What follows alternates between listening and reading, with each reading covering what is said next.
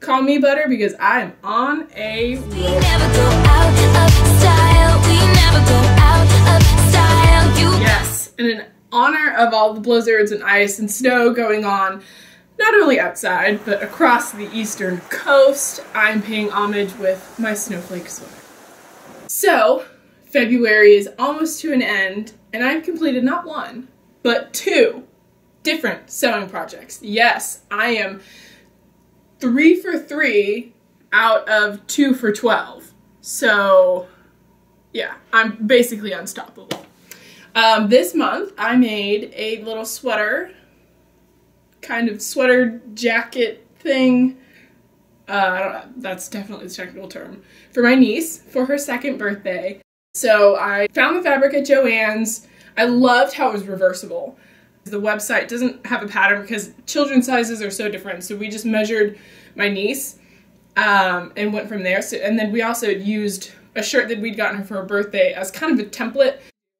It was my first time working with the jersey fabric, which was really interesting and kind of hard because it's so stretchy. So you have to know when you need it to be stretching while you're sewing and when it shouldn't be stretching while you're sewing. And I also learned about hemming.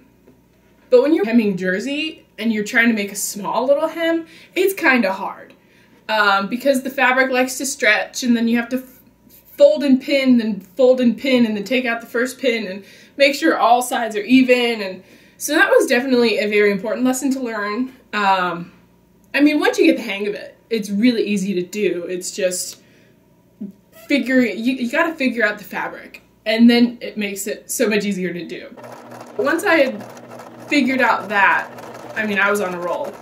And one of my favorite things about what I made her is the lace across the bottom. It's actually leftover lace from my mom's wedding dress that she made 30-something years ago. I think that's really special to incorporate that and give that to my niece. We gave my niece her gift, and first she unwrapped it. It was just like, oh, a box!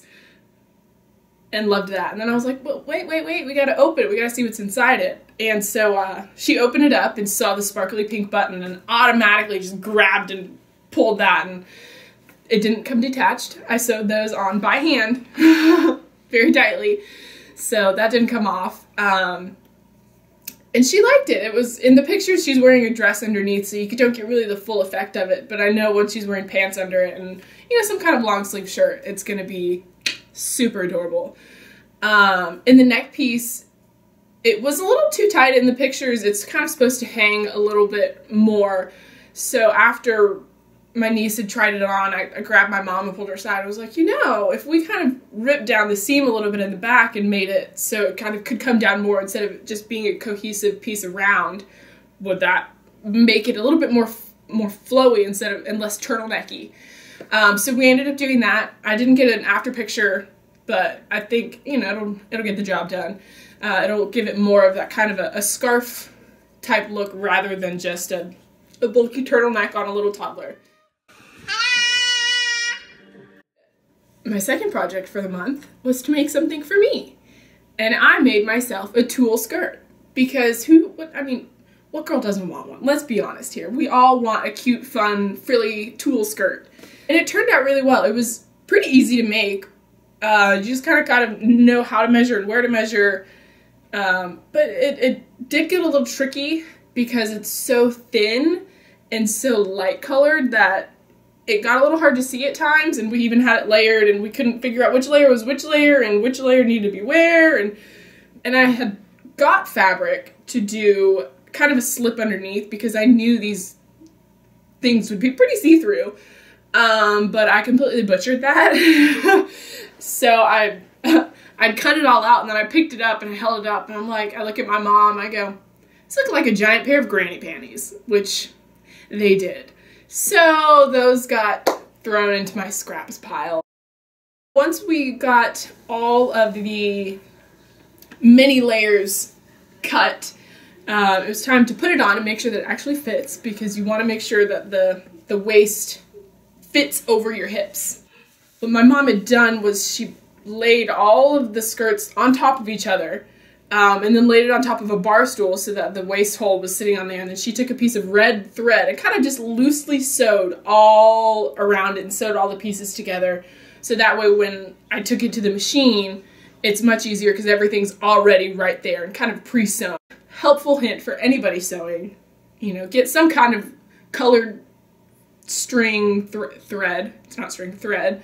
And just do a quick, easy job because that makes it so much easier in the long run. Then I attach the elastic, and it's kind of difficult to make sure you're stretching the elastic but not pulling it through too fast and making sure it's not getting caught, and then all the fluffy tulle is over here. And it's also really hard to sew in a circle around a sewing machine. So that's definitely, it's tricky, but it's doable. It's just a lot of starting, stopping, and adjusting, and, you know, kind of like life, you gotta adjust as you go. So once I did that, I took it out and I was examining it, and I realized I had sewn some of the tulle to the outside. Yay! So I had to take our seam ripper and carefully inspect it and rip it out of the seam, but be careful not to rip the tulle because you don't want ripped tulle on the top layer of your skirt because that's going to be obvious and that's going to look weird. So after carefully ripping the seams from that, I restitched that little section and then all was good.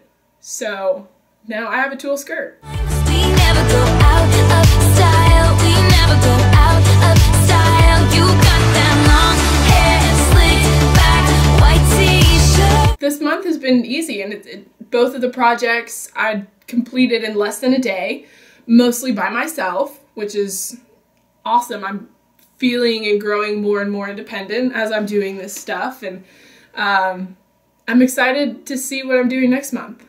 I know I have it written down, but I don't remember it, so we'll see. We never go out of style. We never go out of style. So thank you for tuning in, and I'll catch you later. White t-shirt and I got that. It's kind of ironic that I make myself something usually associated with little girls and make a little girl something that's usually kind of associated with adults, but that's life.